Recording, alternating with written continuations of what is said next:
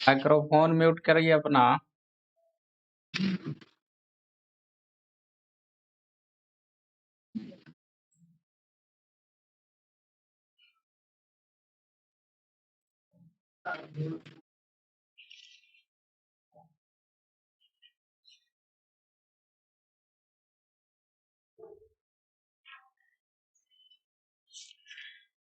Black hole के बारे में कल बता रहे थे ना,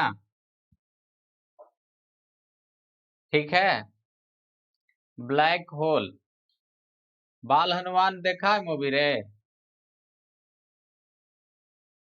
कार्टून मूवी,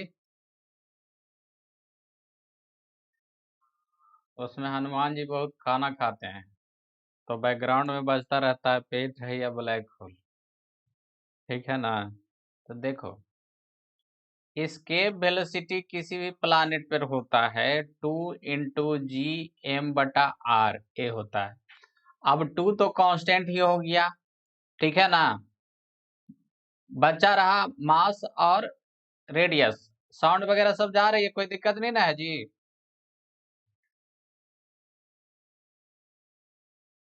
तो देखो, no sir. If the density of planet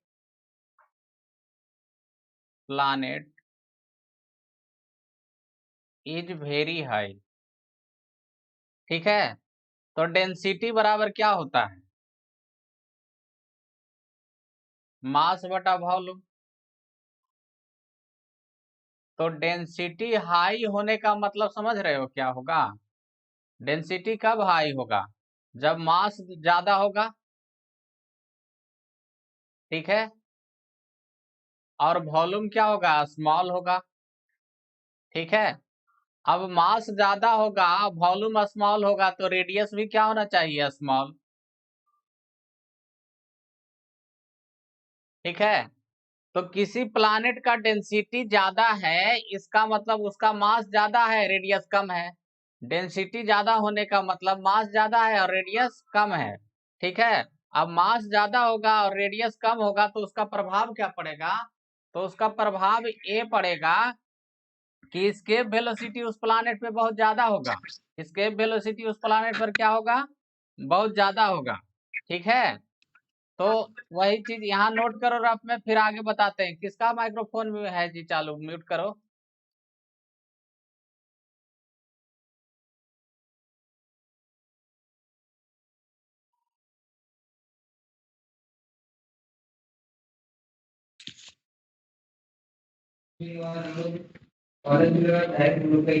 microphone mute करो। कौन आते जाते रहता है रे?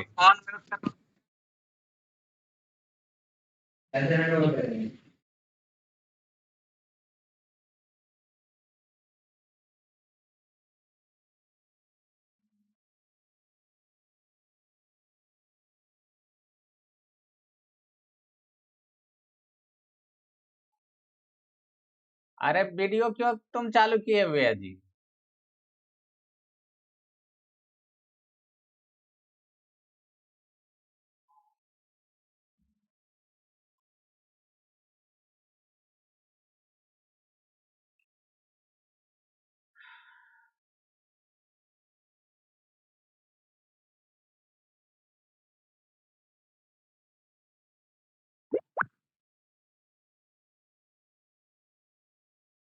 If the density of a planet is high, then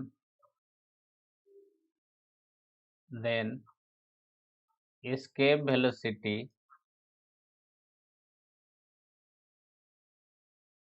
on the planet is also high, is also large होना चाहिए, is also large।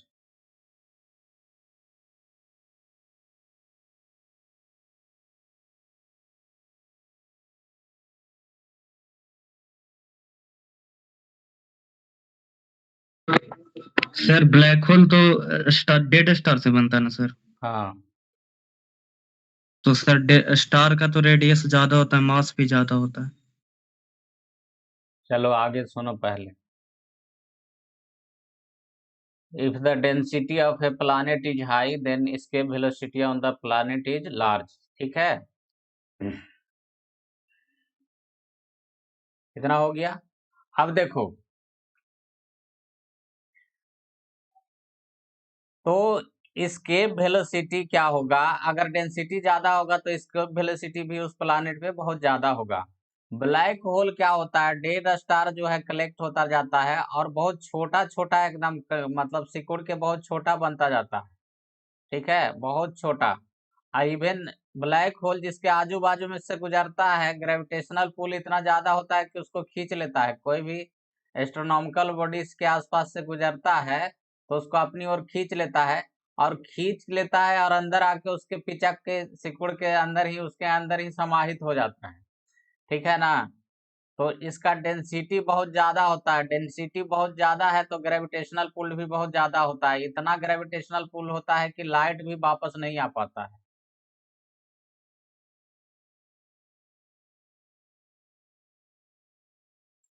The escape velocity of the escape velocity at होना चाहिए, at black holes are very high even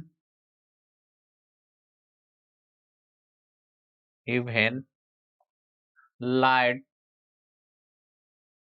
can't be reflected from the surface of black holes।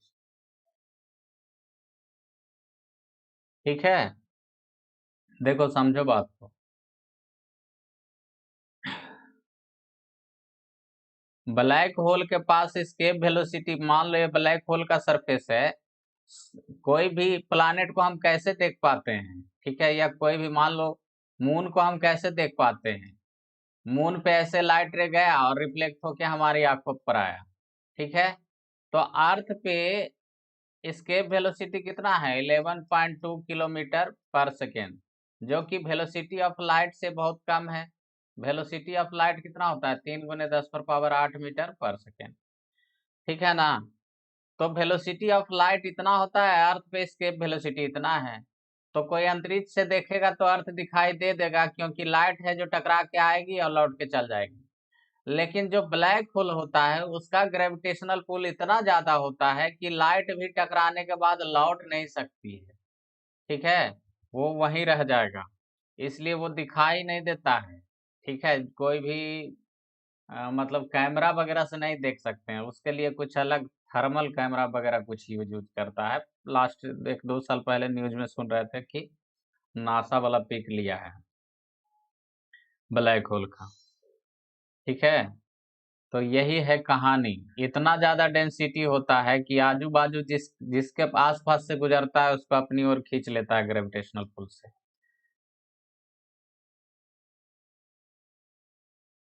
दो theory चलता है universe में, एक black hole का theory है। Black hole का थ्योरी क्या है कि ब्लैक होल जिसके आजू बाजू से गुजरता है वो अपने एक तरफ खींचता जाता है बाकी सभी ऑब्जेक्ट को। दूसरा थ्योरी है बिग बैंग का।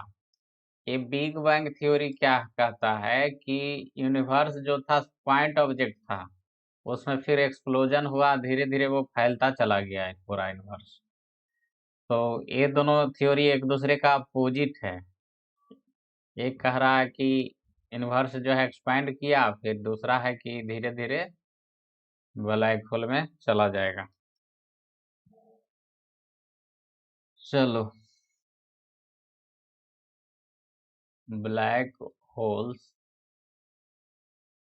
Are collection of dead star.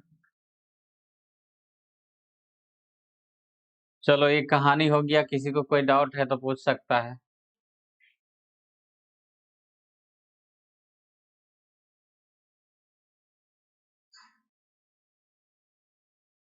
मिटा रहे हैं जी फिर। अब देखो आगे देखना है Kepler's law of planetary motion.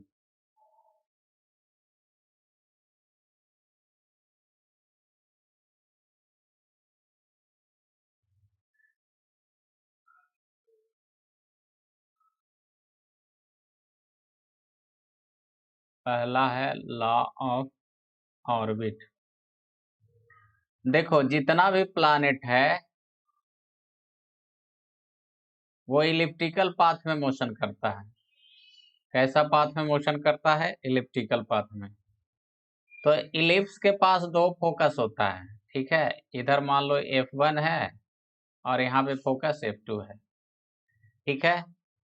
तो लॉ ऑफ ऑर्बिट ये कहता है कि जितना भी प्लानेट है सन के अबाउट इलिप्टिकल पाथ में मोशन करता है। अब सन जो है किसी एक फोकस के पास होता है, दोनों में से किसी एक फोकस, मान लो इस फोकस के पास सन है, ठीक है। ये जो इलिप्स है, इलिप्स का ए वाला एक्सिस कहलाता है मेजर एक्सिस। पढ़ा होगा, अगर कोऑर्डिनेट ज्योमेट्री हो चुकी होगी तो पता होगा।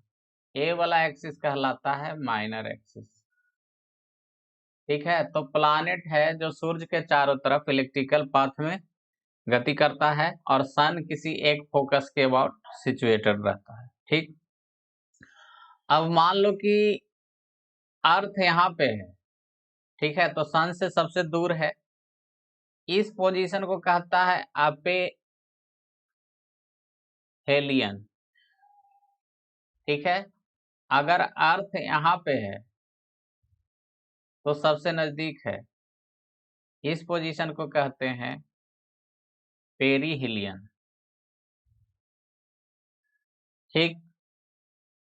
तो ये पहला लॉ है। पहला लॉ क्या कहता है? सन के चारों तरफ प्लानेट इलिप्टिकल पाथ में मोशन कर रहा है, ठीक है। नीचे लिखवा देते हैं, ऊपर नोट करो। ऑल प्लैनेट्स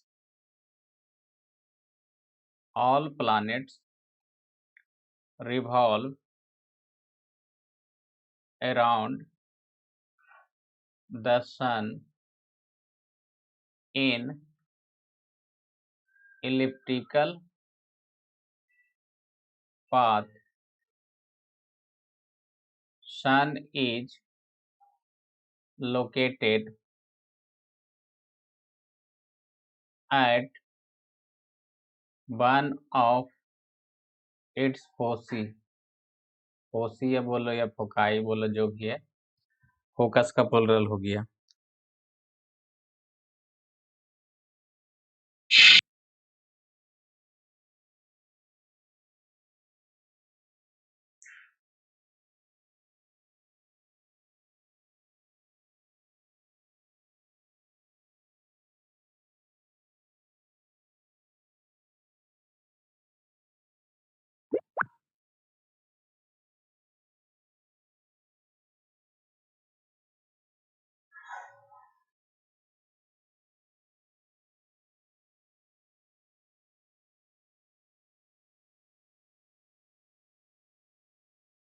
हो गया जी, नोट कर लिए इतना?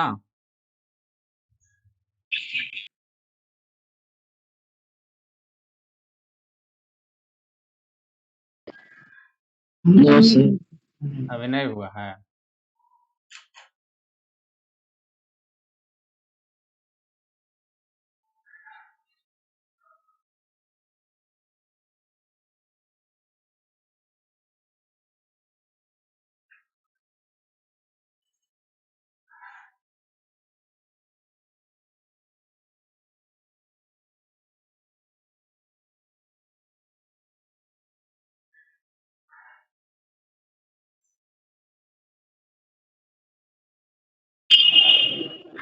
हो गया।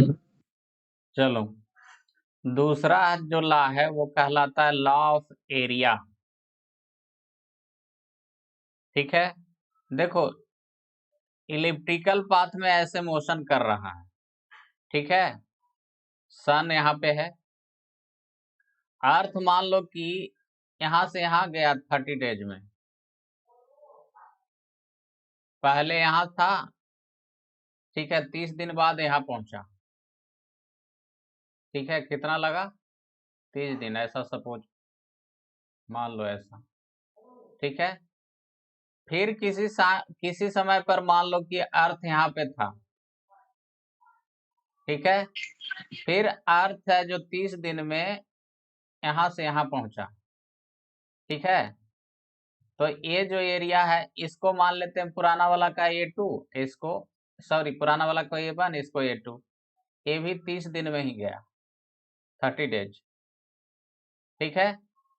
तो लॉ ऑफ एरिया क्या कहता है? इक्वल टाइम इंटरवल में इक्वल एरिया कवर करेगा, इक्वल टाइम इंटरवल में इक्वल एरिया करेगा। इधर इधर दोनों टाइम लगा बराबर, इसका मतलब A1 बराबर क्या हो जाएगा? A2। ये लॉ ऑफ एरिया कहता है, ठीक है ना। तो कहीं कोई दिक्कत है तो बोलो, नहीं तो नोट कर लो। The radius vector of planets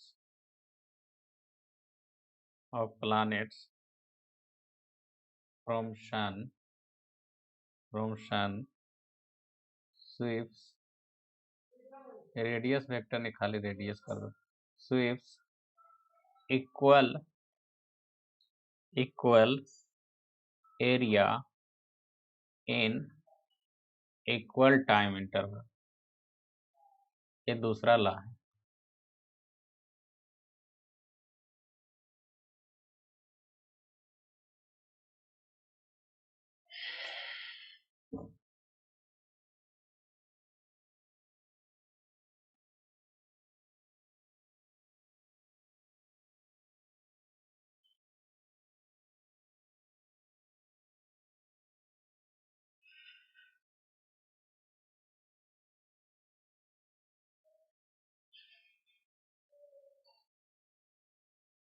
हो गया जी।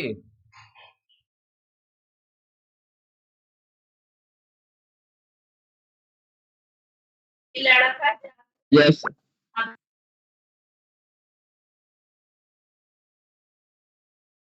तीसरा जो लॉ है वो कहलाता है लॉ ऑफ पीरियड, इसको लिखते हैं कैपिटल टी से, ठीक है। देखो टाइम पीरियड का स्क्वायर रेडियस के क्यूब के प्रोपोर्शनल होता है, ये प्रूव भी कर चुके हैं हम लोग कल की क्लास में, ये थर्ड लॉ है, ठीक है। टाइम पीरियड का स्क्वायर रेडियस के प्रोपोर्शनल के रेडियस के क्यूब के प्रोपोर्शनल होता है, ठीक है। अब कुछ क्वेश्चन है जो करवाते हैं ग्रेविटेशन से। पहला क्वेश्चन लिखो, two particles of masses 20 kg and 10 kg are initially at a distance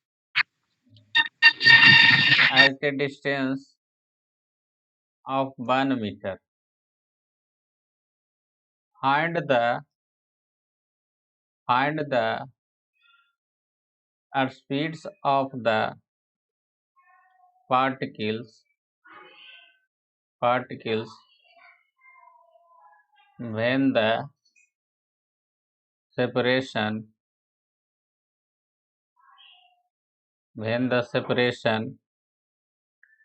between them decreases to 0.5 meter.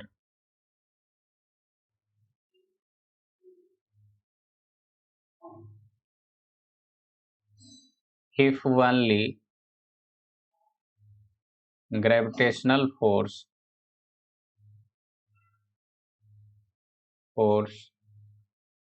between the objects is acting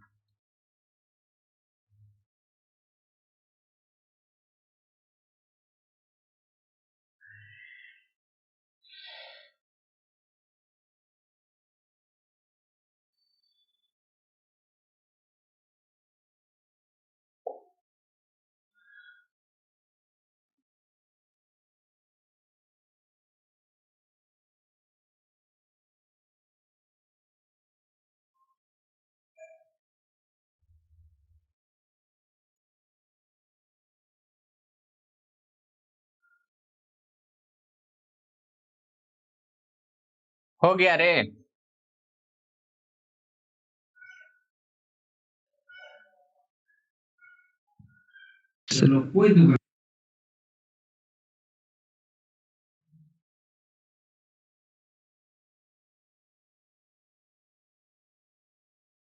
चलो देखो, 2 ऑब्जेक्ट था 20 kg का, यहाँ पे 10 kg का।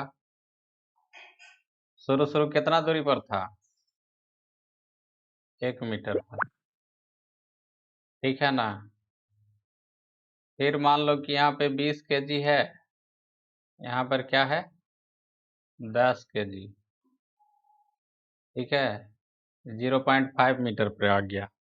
तो देखो दोनों म्यूचुअल फोर्स, दोनों अट्रैक्शन के फोर्स के कारण जब अट्रैक्ट हुआ तो उसमें कुछ वेलोसिटी आया। मान लो इसमें इसको v1 मान लेते हैं, तो इसका वेलोसिटी इस तरफ v2 होगा, ठीक है। तो इसमें दो चीज लगेगा, पहले तो कंजर्वेशन ऑफ मोमेंटम, दूसरा लगेगा कंजर्वेशन ऑफ एनर्जी। तो by conservation of momentum, conservation of momentum लगाओगे तो क्या हो जाएगा, m1 v1। पहले तो दोनों का मोमेंटम, इनिशियली कोई वेलोसिटी नहीं था तो 0। फिर क्या हो गया 20 गुने v1 माइनस दूसरा वाला अपोजिट आ रहा है तो 10 गुने v2, ठीक है। तो 10 गुने v2 बराबर 20 गुने v1, कट गया। तो v2 बराबर हम क्या लिख दिए, 2v1 लिख दिए। ये first equation. By conservation of energy, by conservation of energy, शुरू में कोई काइनेटिक एनर्जी तो था नहीं, ठीक है। तो इनिशियल काइनेटिक पहले लिख देते हैं, initial kinetic energy plus initial potential energy equals to final kinetic energy plus final potential energy. Initial kinetic energy दोनों में कुछ नहीं था, पोटेंशियल एनर्जी कितना था Gm बटा दोनों के बीच का दूरी कितना 1। फिर काइनेटिक एनर्जी कितना हो गया, तो 1/2 20 इंटू v1 का स्क्वायर प्लस में दूसरा वाला का काइनेटिक एनर्जी 1/2 गुने 10 इंटू v2 का स्क्वायर माइनस कितना आ गया Gmm 0.5 पे आ गया, ठीक है ना। तो इस भी दो इक्वेशन है, दो वेरिएबल है, सारा वैल्यू डालोगे तो आ जाएगा पुट करके।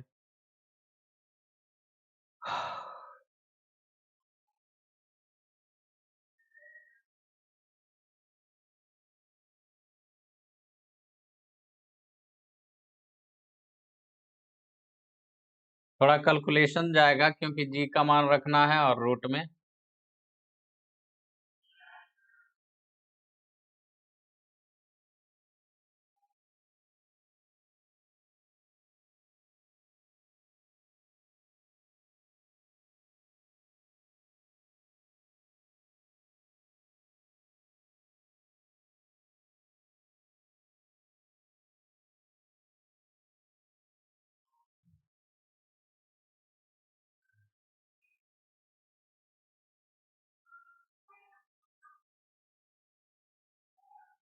हो गया ना जी।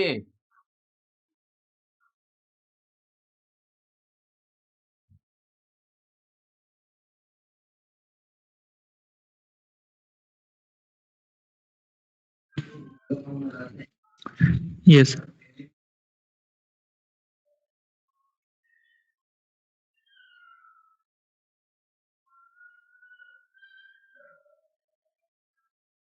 देखो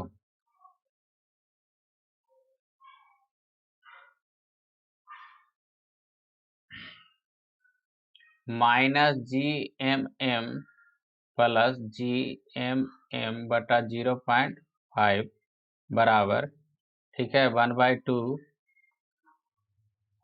20 इंटू v1 का स्क्वायर प्लस 1/2 20 इंटू v2 का वैल्यू कितना होगा, तो v2 का वैल्यू 2v1 पुट कर दो छोटू यहाँ, ठीक है। तो माइनस जी यहाँ से वैल्यू डाल सकते, माइनस Gmm कॉमन ले लेते हैं, ऐसा करते हैं, ठीक है। प्लस Gmm तो -1 और इधर क्या हो जाएगा 1/0.5, इधर कितना हो गया 1/10 कट गया ये, तो 10 इंटू v1 स्क्वायर प्लस उधर 2 गुना हुआ तो 1 2 रह जाएगा, चलो ऐसे काट देते हैं। तो 40 इंटू V1 का स्क्वायर हो जाएगा, ठीक है। इधर हो गया G का वैल्यू 6.67 गुने 10 पर पावर -11, एक 20 है एक 10 है, ठीक है। तो इसको 0.5 हटाएंगे तो कितना आएगा जी? तो डेसिमल हटाएंगे तो 10 जाएगा, 5 दूना 10, तो एक घट के 1 आ जाएगा। 50 इंटू V1 का स्क्वायर, 50 इधर एक 0 से 0 उड़ा ही दो, ठीक है ना। 5 चौका 20, तो ये आ जाएगा √4 इंटू 6.67 गुने 10 पर पावर -11 बराबर V1 निकल जाएगा तो V2 भी आ जाएगा, ठीक है ना। कहीं कुछ गलत नहीं ना हुआ है?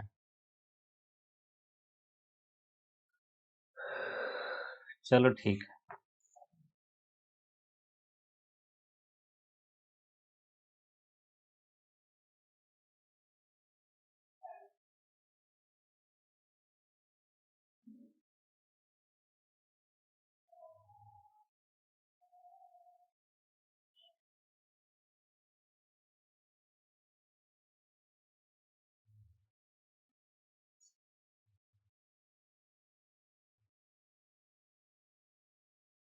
हो गया ना रे? अगला क्वेश्चन दे।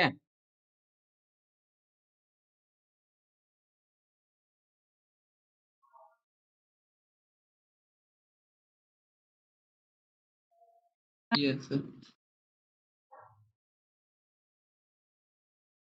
लिखो, ए पार्टिकल इज फायर्ड, ऊपर की ओर फेंका गया, fired vertically upward with a speed of 15 kilometer per second. Find the speed of the particle when it goes out of the earth gravitational pull.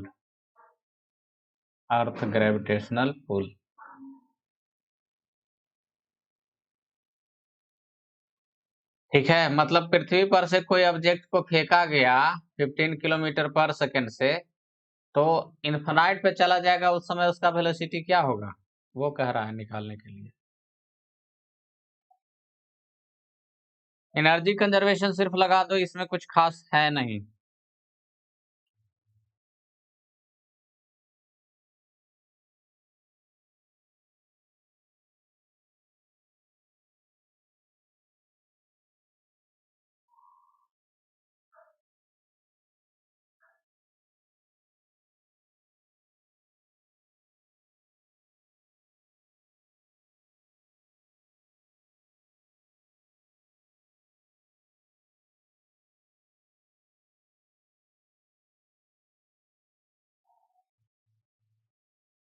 बताएं इसको कि बनाएगा, अटेम्प्ट करेगा।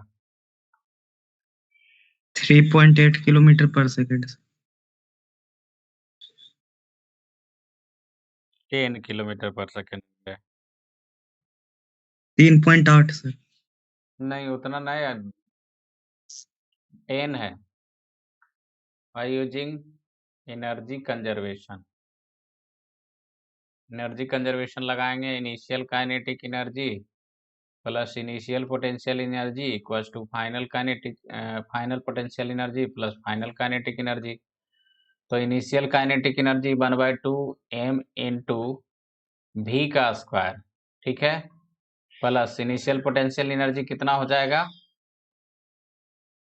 -G m एम बटा आर पृथ्वी का radius. Final potential energy infinity पे zero हो गया। एम इसको V1 मान लेते हैं, इसको V2 का स्क्वायर। ठीक है, तो एक एम तो यहाँ खत्म ही हो रहा है, उसका कोई जरूरत नहीं है, कॉमन लेके उड़ा दो। ठीक है, तो V1 दिया भी है, कितना दिया है, तो 1/2 15 इंटू 10⁻³ का होल स्क्वायर माइनस GM बटा आर, इसको ऐसा ही रहने दो, 1/2 V2 स्क्वायर। यहाँ तक नोट करो, फिर आगे कैलकुलेशन करते हैं।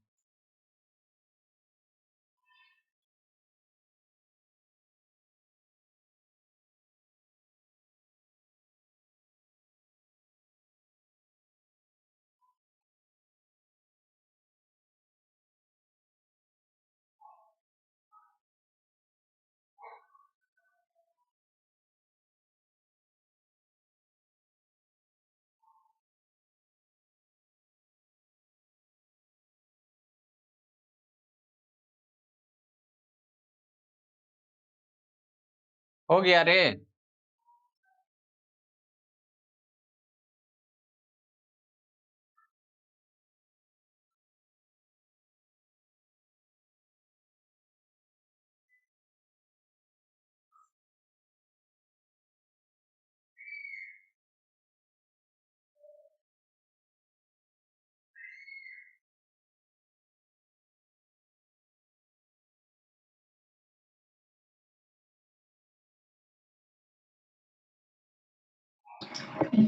हो गया सर।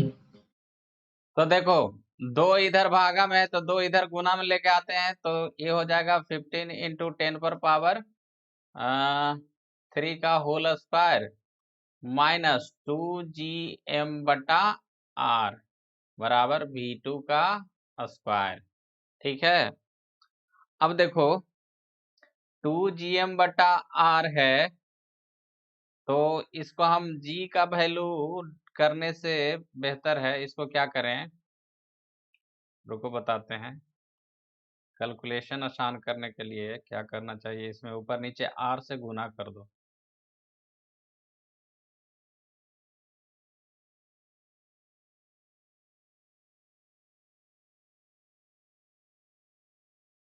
ऊपर नीचे इससे आर से गुना करेंगे तो नीचे आर स्क्वायर हो जाएगा ना जी। ठीक है, आर इंटू आर, तो यहाँ पर हो जाएगा 15 का स्क्वायर कितना, 225 ना, और ए हो जाएगा GM बटा आर स्क्वायर, तो क्या बोलते हैं उसको, 9.8 ना, और पृथ्वी का इसके बदले 9.8 रख देंगे GM बटा आर स्क्वायर के, और इसका 6400 किलोमीटर, तो 6400 गुने 10⁻³ बराबर V2 का V2, सिर्फ V2। ठीक है, अब इसमें जो भी है क्या बाहर निकल सकता है, इसमें 225 10⁻6 निकलता, 3 और 2 यहाँ है, हाँ 10⁻6 निकलेगा तो 10⁻3 आएगा, 10⁻6 पहले कॉमन ले लो, तो 225 माइनस 2 गुने 9.8 गुने इसको लिख देते हैं 6.4। ठीक है, बराबर V2, तो 10⁻3 225 माइनस 2.2 इंटू 9.8 गुने 6.4 बराबर V2। ठीक है, इसको अब कैलकुलेट करके कितना आता है बता देते हैं।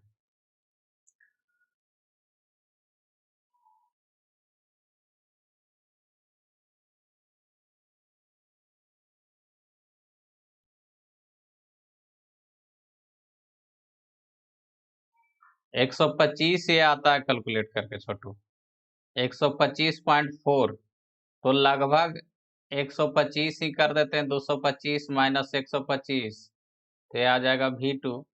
तो 125 घटेगा तो 100 बचेगा, तो 100 का रूट कितना हो जाएगा, 10, तो इतना मीटर पर सेकेंड। V2 बराबर कितना हो गया, 10 गुने 10⁻³ मीटर पर सेकेंड, या फिर कहेंगे 10 किलोमीटर पर सेकेंड।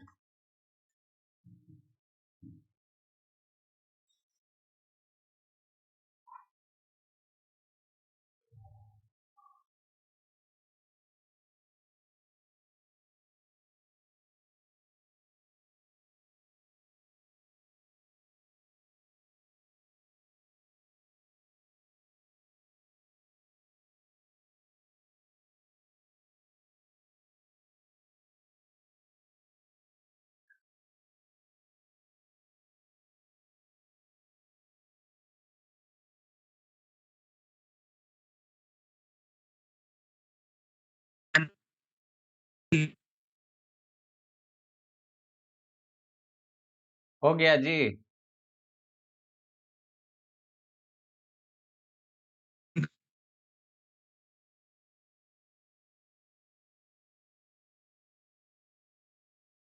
चलो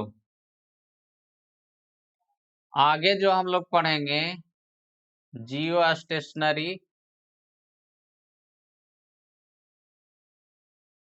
सैटेलाइट, ठीक है। देखो यहाँ पर जियो का मतलब हुआ अर्थ, स्टेशनरी मतलब क्या होता है? स्थिर, मतलब अर्थ के रिस्पेक्ट में स्थिर रहे। तो ये जो सैटेलाइट होता है ना, मान लो कि डायरेक्ट यहाँ पे रख दिए, ठीक है, और मतलब कि सैटेलाइट मान लो यहाँ है, तो अर्थ जैसे जैसे घूमेगा ना, मान लो कि अर्थ घूमा 10 डिग्री से, ठीक है, ऐसे रोटेशनल मोशन हुआ अपने एक्सिस के अबाउट 10 डिग्री से अर्थ घूमा, तो सैटेलाइट भी एकदम उसी के उसी के अनुसार घूम जाएगा, ठीक है। कहने का मतलब क्या है कि ऐसा होता कब है? जब सैटेलाइट का भी टाइम पीरियड 24 आवर हो। सैटेलाइट को भी एक चक्कर लगाने में कितना समय लगे? 24 घंटा लगे, तभी ऐसा पॉसिबल है ना, ठीक है। इसको रखते क्या हैं? जैसे देखो टाइम पीरियड सैटेलाइट का और अर्थ का अगर सेम होगा, तो जिस कंट्री के आजू बाजू में उसको रखा जाएगा हमेशा उसी कंट्री के आजू बाजू में वो रहेगा, ठीक है। जैसे मान लो कि पृथ्वी घुमा 10 डिग्री से, तो हमारा जो इंडिया है वो भी तो थोड़ा 10 डिग्री से रोटेट हो जाएगा, लेकिन सैटेलाइट भी उधर ही गया, तो हमेशा क्या रहेगा? जिस कंट्री के आजू बाजू में छोड़ा जाएगा उस उसी कंट्री के पास रहेगा। तो इसीलिए इसको कहते हैं जियो स्टेशनरी सैटेलाइट। जितना टाइम पीरियड अर्थ का होता है उतना ही इस सैटेलाइट का टाइम पीरियड होता है। तो अर्थ के रिस्पेक्ट में हमेशा वो स्टेशनरी नजर आता है, जिस कंट्री के आजू बाजू में छोड़ा जाएगा हमेशा उसी कंट्री के आसपास में रहेगा, ठीक है। अब इसका यूज क्या है? तो जनरली इसका यूज करते हैं मौसम वगैरह की जानकारी के लिए, कि जिसके आजू बाजू में छोड़ा गया है उसका मौसम वगैरह का जानकारी देता रहे। तो ये है जियो स्टेशनरी सैटेलाइट का कहानी, ठीक है। बाकी इसका कल है जो डिटेल में चले आएंगे, इतना आज रहने दो।